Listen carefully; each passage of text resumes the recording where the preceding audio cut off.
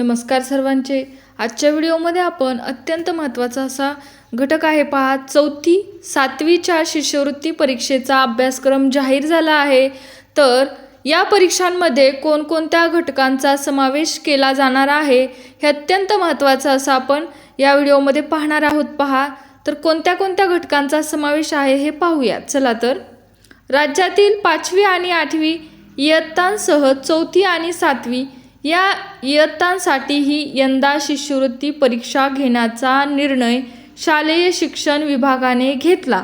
म्हणजे 4थी 5वी आणि 8वी यांच्यासाठी शिष्यवृत्ती परीक्षा घेण्याचा निर्णय घेतला आहे। पहा त्यानुसार 4थी आणि 7वीच्या परीक्षांसाठीचा अभ्यासक्रम राज्य परीक्षा परिषदेने जाहीर केला असून या अभ्यासक्रमानुसार विद्यार्थ्यांना परीक्षेची तयारी करावी लागणार आहे। मग ते कोणते घटक आहेत चला तर पाहूया।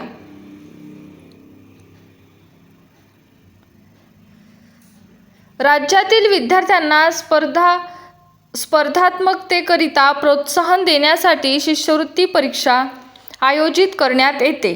पूर्वी ही परीक्षा 4थी आणि 7वी या इयत्तांसाठी घेतली जात होती। मात्र शिक्षण हक्क कायद्यातील तरतुदी लक्षात घेऊन 2016-17 पासून ही परीक्षा 5वी आणि 8वी या वर्गांसाठी लागू करण्यात आली।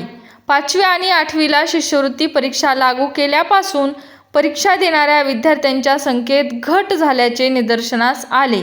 त्यामुळे शिक्षण विभागाने पूर्वीप्रमाणे 4थी आणि 7वीसाठी शिष्यवृत्ती परीक्षा लागू करण्याचा निर्णय घेतला।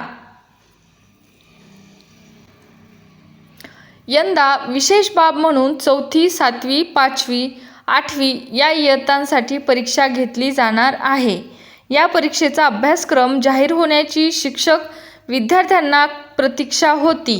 त्यानुसार राज्य परीक्षा परिषदेने परीक्षेसाठीचा अभ्यासक्रम संकेतस्थळावर जाहीर केला आहे। 4थी आणि 7वीच्या परीक्षेत गणित, बुद्धिमत्ता चाचणी, प्रथम भाषा आणि इंग्रजी, तृतीय भाषा इंग्रजी आहे पहा या विषयांचा समावेश आहे।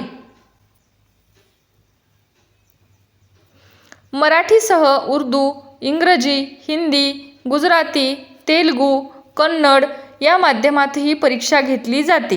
4थीच्या अभ्यासक्रमामध्ये प्रथम भाषेसाठी आकलन, शब्दसंपत्तीवर प्रभुत्व, कार्यात्मक व्याकरण, भाषाविषयक सामान्य ज्ञान, गणितामध्ये संख्याज्ञान, संख्यावरील क्रिया, अपूर्णांक, मापन, आकृतिबंध, भूमिती, चित्रालेख, इंग्रजी तृतीय भाषेमध्ये शब्दसंग्रह, विरामचिन्हे, संख्या माहिती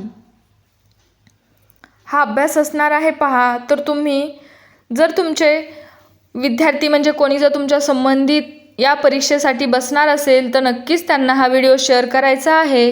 4थीच्या अभ्यासक्रमामध्ये प्रथम भाषेसाठी आकलन, शब्दसंपत्तीवरील प्रभुत्व, कार्यात्मक व्याकरण, भाषाविषयक सामान्य ज्ञान, गणितामध्ये संख्याज्ञान, संख्यावरील क्रिया, अपूर्णांक, मापन, आकृतिबंध, भूमिती, चित्रालेख, इंग्रजी तृतीय यामध्ये शब्दसंग्रह, विरामचिन्हे, संख्या माहिती, व्याकरण, चिकित्सक विचार, तसेच बुद्धिमत्ता चाचणीसाठी आकलन, वर्गीकरण, सहसंबंध, क्रम ओळखणे, गटाशी जुळणारे पद, जलप्रतिबिंब, आरशातील प्रतिमा, तर्कसंगती, अनुमान, कूटप्रश्न, सांकेतिक भाषा असा अभ्यासक्रम आहे पहा। 7वीच्या प्रथम भाषेसाठी आकलन, शब्दसंपत्तीवरील प्रभुत्व, कार्यात्मक व्याकरण, 1ली ते 7वीच्या मराठी विषयाशी संबंधित सामान्य ज्ञान, गणितासाठी संख्याज्ञान, संख्यावरील क्रिया, भूमिती, महत्त्वमापन, सांख्यिकी, व्यावहारिक गणित, बीजगणित, इंग्रजी तृतीय भाषेसाठी शब्दसंपदा, शब्दकोडी, भाषा अभ्यास, व्याकरण, सर्जनशील लेखन, वाचन कौशल्य, आकलन, वर्गीकरण, सहसंबंध, क्रम ओळखणे, गटाशी जुळणारे पद, जलप्रतिबिंब, आरशातील प्रतिमा, तर्कसंगती, अनुमान, कूटप्रश्न, सांकेतिक भाषा, मनोरे, आकृतीचे पृथक्करण असा अभ्यासक्रम आहे पहा. मग कोणत्या इयत्तेसाठी कसा अभ्यास राहणार आहे किंवा कोणते घटक अभ्यासावयाचे आहेत विद्यार्थ्यांना हे दिलं गेलं आहे पहा. तर नक्कीच नोट करून घ्यायचं आहे सर्वांनी.